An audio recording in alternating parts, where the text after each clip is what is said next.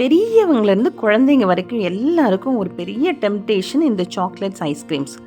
முக்கியமாக கடைக்கு எங்கேயாவது போயிட்டா சாக்லேட்ஸை பார்த்தா வாங்காமல் இருக்கவே முடியாது நம்மளுக்கு. எஸ்பெஷலி டயட்டிங்கில் இருக்கும்போது நினச்சி பார்ப்போம், ஐயோ இந்த ஸ்வீட்ஸை கொஞ்சம் கட் டவுன் பண்ணணும். ஏன்னா எவ்வளோ தான் எக்ஸசைஸ் பண்ணினாலும் நம்ம ஸ்வீட் சாப்பிட்ட உடனே அது லூஸ் பண்ண எல்லா வெயிட்டையும் திருப்பி கெயின் பண்ணிடுவோம்.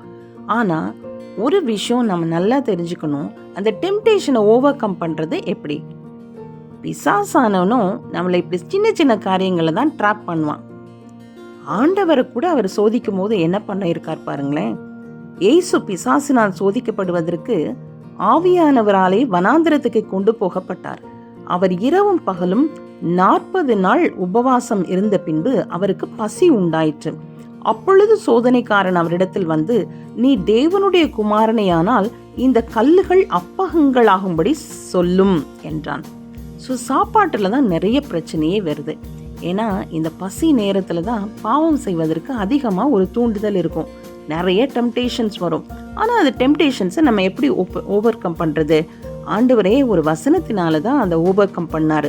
அவர் பிரதியுத்தரமாக, மனுஷன் அப்பத்தினாலே மாத்திரமல்ல தேவனுடைய வாயிலிருந்து பிறக்கும் ஒவ்வொரு வார்த்தையினாலும் பிழைப்பான் என்று எழுதியிருக்கிறதே என்றார். இன்னைக்கு நம்மளோட வாழ்க்கையிலையும் நம்ம எப்படி இந்த டெம்டேஷன்ஸ் ஓவர் கம் பண்ண முடியும் அப்படின்னு சொன்னால், தேவனுடைய வார்த்தையினால். உலகத்தில் பலவிதமான டெம்டேஷன்ஸ் நமக்கு இருக்கலாம்.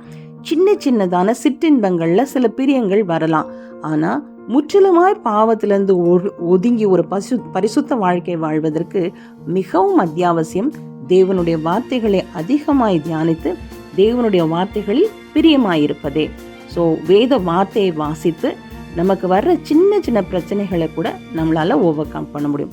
Have a great day.